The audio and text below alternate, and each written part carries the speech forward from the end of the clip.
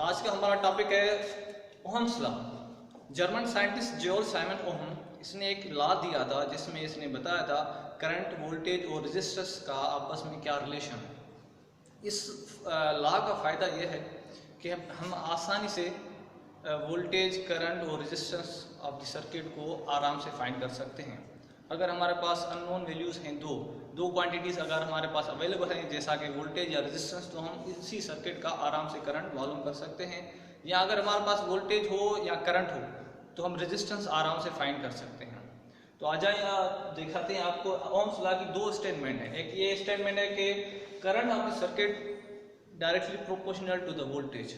जो हमारे किसी भी सर्किट, लीनियर सर्किट है हमारे पास, उसका जो करंट है वो वोल्टेज पे डिपेंड करता है। मैं आपको एक मिसाल दे दूं। एक आपके पास बैटरी है 12 वोल्टेज की और एक आपके पास बैटरी है 3 वोल्टेज की। तो आप क्या समझते हैं कि 12 वोल्टेज की बैटरी ज़्यादा आपको एम्पेयर देगी या 2 वोल्टेज की बैटरी ज़्यादा एम्पेयर देगी? ऑब्वियसली जिस बैटरी की वोल्टेज ज़्यादा होगी तो वही आराम से एम्पेयर ज़्यादा दे सकती है।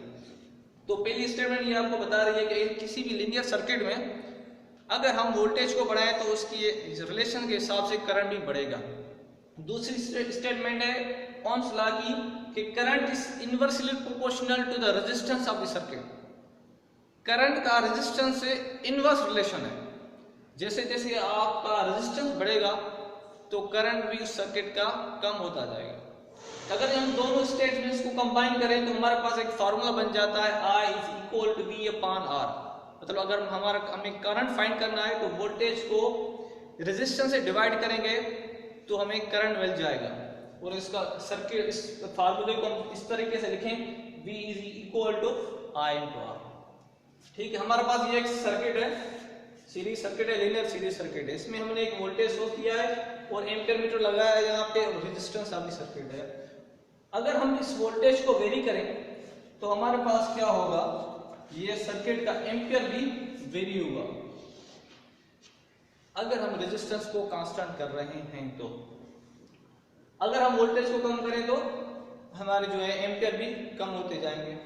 अगर हम इसी सर्किट में वोल्टेज को फिक्स कर दें, कांस्टेंट कर दें और हम रेजिस्टेंस को कम कर दें, अगर हमारा रेजिस्टेंस है 2 ओम तो 1 ओम कर दें या 0.5 ओम कर दें या 0.25 ओम कर दें, तो हमारे एम्पियर बढ़ते जाएंगे। तो दोनों स्टेटमेंट एक ही सर्किट में आ जाती हैं। अगर हमारे पास वोल्टेज वेरिएबल सोर्स है तो हम करंट को वेरी कर सकते हैं, और अगर हमारे पास रेजिस्टेंस वेरिएबल है तो हम करंट को वेरी कर सकते हैं। आ जाए इसी रिलेशन को देखते हैं। हम एक ग्राफ बनाते हैं VI characteristics of Ohm's law, जिसमें हम आपको बताएंगे कि अगर हम रेजिस्टेंस का वैल्यू रख रहे हैं R is equal to 2 ohms, हमारे पास ये R का वैल्यू कांस्टेंट है और हम वोल्टेज को एज ए वेरिएबल सोर्स ले रहे हैं यहाँ पे, और हम वोल्टेज को वेरी कर रहे हैं 2 वोल्टेज, 4, 6, 8 वोल्टेज से। तो उसके हिसाब से हमारे पास करंट भी बढ़ेगा कि अगर हमारे पास वोल्टेज 2 है तो हमारे एम्पियर आएंगे 1 एम्पियर, वोल्टेज हमारे 4 है तो 2 एम्पियर, इसी हिसाब से वोल्टेज हमारे 6 है तो हमारे पास 3 एम्पियर आ जाएंगे। तो अगर हम इनका ग्राफ बनाएं तो इनका ग्राफ बनेगा लीनियर। इसको कहते हैं लीनियर ग्राफ, इसको कहते हैं लीनियर ग्राफ। अगर हम ओम्स लॉ के हिसाब से वोल्टेज और करंट का ग्राफ बनाएंगे तो वो लीनियर आता है। इसको फाइंड करने का ये तरीका है कि अगर हमें करंट I1 मालूम करना है तो वोल्टेज 1 को रेजिस्टेंस से डिवाइड करेंगे, I2 को मालूम करना है तो V2 को R से डिवाइड करेंगे, तो हमें ये ग्राफ बन जाएगा। उसके बाद मैं आपको बताऊं थोड़ा कि ओम्स लॉ के बाद VI characteristics of Ohm's law, और उसके बाद आ जाता है ओम्स ट्रायंगल। ओम्स ट्रायंगल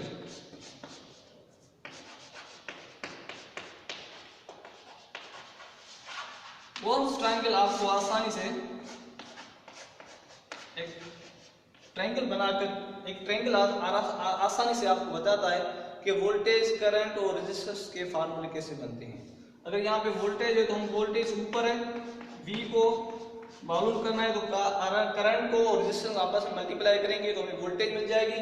अगर हमें करंट मालूम करना है तो वोल्टेज को रेजिस्टेंस से डिवाइड करेंगे, और अगर हमारे पास रेजिस्टेंस है मालूम करनी है तो वोल्टेज को करंट से डिवाइड करेंगे तो हमें रेजिस्टेंस मिल जाएगी।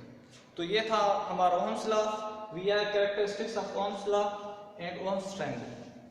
Thank you very much.